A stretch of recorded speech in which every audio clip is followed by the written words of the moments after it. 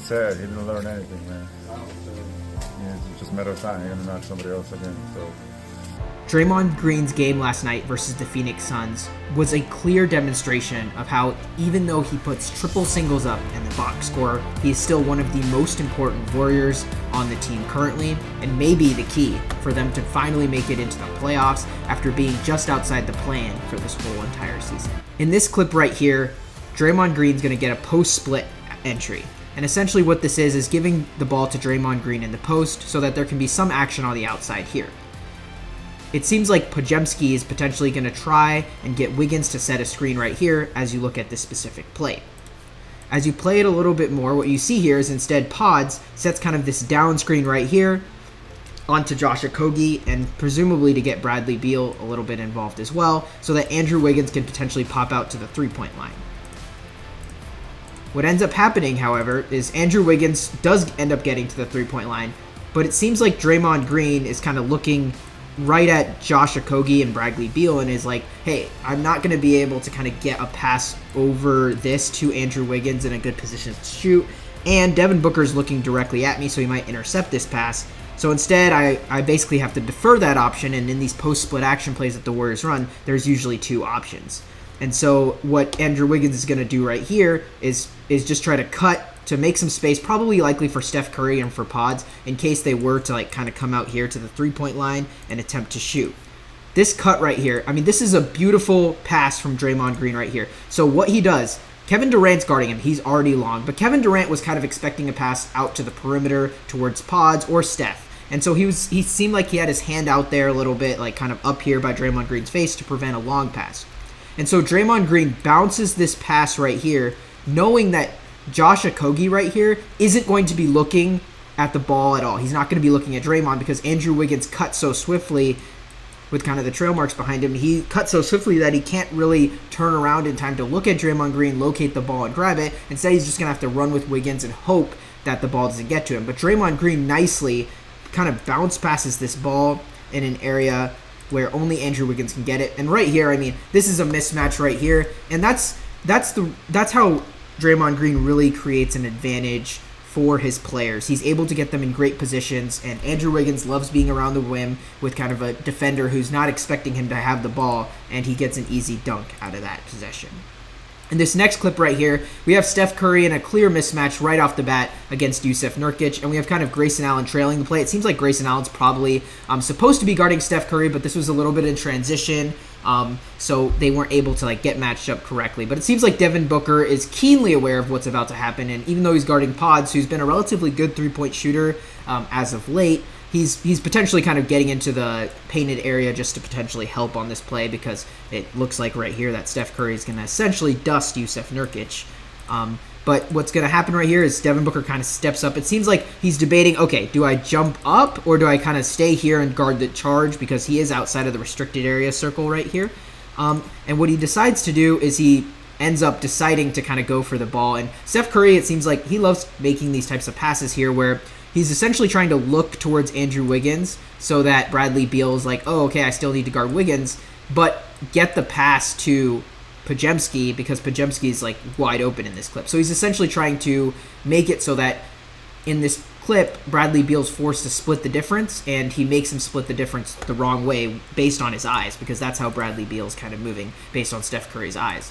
And this pass is nicely threaded to Podziemski. It's a little bit hard, though. What you see here is Podziemski doesn't get it like kind of in the shooting pocket. And Pods is instantly looking at Wiggins right here because Bradley Beal is closing out right here. He ended up guessing right, splitting the difference correctly. And even though Steph's eyes would have told him to go with Wiggins, instead he goes with Pods. But this leaves Wiggins like a pretty open shot. But now the defense is totally confused on what to do, and what you see here is Grayson Allen and Devin Booker are kind of like, okay, we have to scram and like make sure that we cover Steph, but also like cover Wiggins, but also Wiggins isn't really our priority. He's shooting less than 40% from three. On the other hand, Steph Curry, one of the greatest shooters of all time, and basically Jusuf Nurkic kind of stays in the paint here because he feels like there's a good chance that if Wiggins doesn't shoot the three, that he probably drives down, and then the matchups will kind of reset that way, and Wiggins will be on Nurkic, which is a much better matchup for the Suns.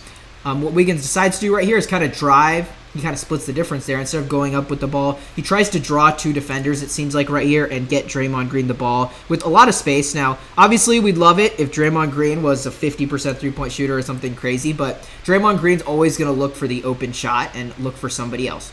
So he instantly, it feels like, looks at Steph, and Steph instantly points towards Podziemski. It seems like he's like, I need you to go here. I need you to kind of take away the open space. Wiggins left that space by kind of going into the paint, and he wants Podziemski to kind of basically go back into that space because there's a lot of open space by the top of the key by the wing position, and he wants Pods to essentially get that space so that maybe Steph can find a shot closer to the baseline or something of that manner. So that's what happens. Podziemski kind of goes right behind Steph. But it seems like Booker kind of has this figured out. He's waiting. He's like top blocking essentially Podziemski, it seems like, hoping that Draymond Green maybe passes him the ball. And if he does, they'll have a good position. 2 defenders really close to each other to 2 offensive players. The spacing just isn't ideal here if Draymond Green were to throw the pass in. So instead, Draymond Green does this cool between the legs thing. And Jusuf Nurkic is in really no position. He's already been scramming this whole play. His mind is probably a little bit confused right now. And he was thinking, I think, that Draymond Green was going to pass it to one of them and he was going to have to essentially help out on the drive.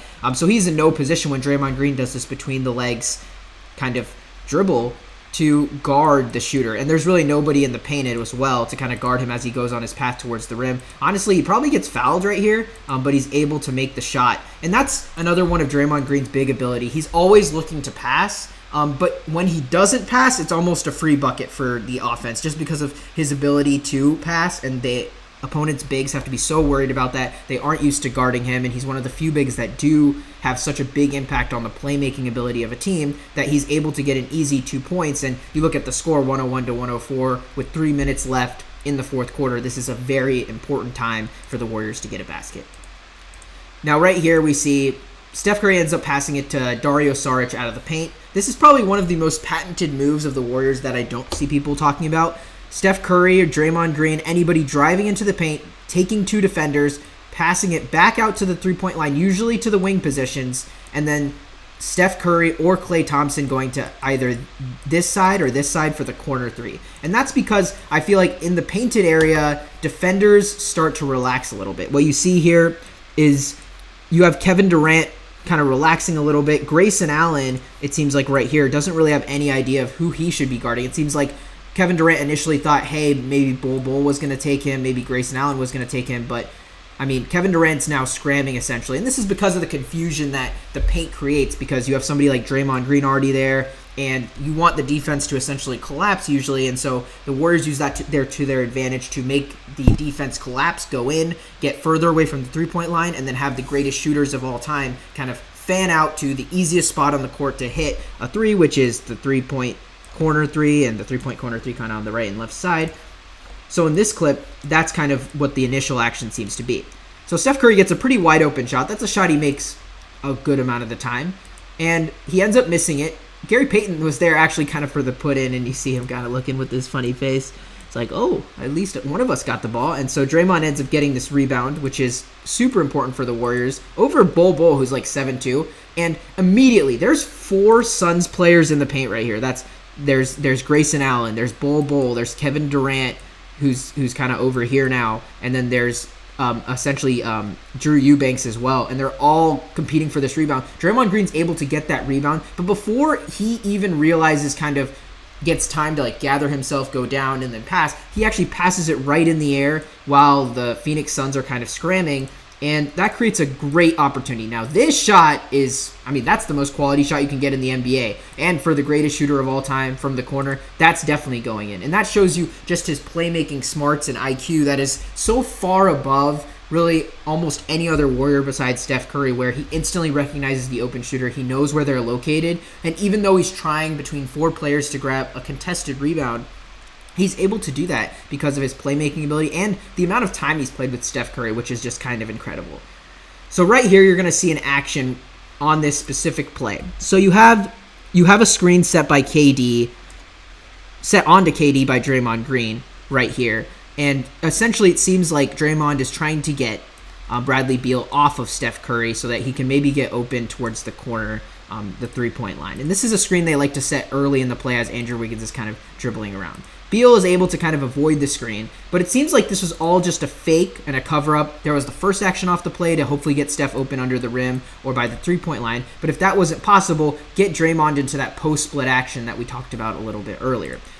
So Wiggins, it seems like, is trying to do a move here on Booker. He kind of gets walled up by Booker. Booker does a really good job of kind of walling him up around the free throw line. It seems like maybe he thought about taking a shot, but he wasn't really confident in it. I think if Wiggins was more of a confident shooter at this point in the season, he probably would take that shot and try to draw the foul, but he didn't feel like that at the moment. And so Draymond Green gets the ball on Kevin Durant. Now, you see right here, once again, this is a size mismatch. Kevin Durant is a little bit bigger than Draymond Green. The only thing that Draymond Green has on Kevin Durant in this specific clip and in general for body size is that he's much stronger than Kevin Durant and has a lower center of gravity. So it seems like right here he kind of decides, okay, let's see what comes up about in the play. And so we have Eric Gordon guarding Jonathan Kuminga, and Jonathan Kuminga seems to be pointing like, hey, give me the ball, like throw it up here. I'm guarded by a guy who's a lot shorter, but not only is a lot shorter, but is a lot less athletic. And Draymond Green seems to be initially looking up here to see if Pods and Wiggins are going to do any action, but it seems like everyone's in pretty good position here at the top, Okogie, Booker, and Beal, and so it's looking like there's nothing really topside, and so Draymond Green instead decides to kind of throw the ball up there. Gordon looks back at the ball, which is honestly probably a mistake right here, just because there's no way he can jump up and kind of contest Jonathan Kuminga. His best chance was to kind of contest him at the rim, and he's a little late there, and so he's really able to get no meaningful contest in this specific play, and so Jonathan Kuminga ends up making the easy basket, and that's in a position where he definitely wants to be in, where he's on someone that's a lot slower than him, and where Draymond puts it in the perfect place where only he can grab it, and he's like 2 feet away from the rim, so he can make an easy alley-oop dunk. In this next clip right here, we have Pods dribbling the ball down the floor, and he's going to be guarded by Bradley Beal. Draymond Green gets the ball on Jusuf Nurkic, and Jusuf Nurkic seems to immediately, as soon as Draymond gets the ball, expect him to pass out of this. They've run the post-split action so many times. I already showed you 2 times where they kind of ran it.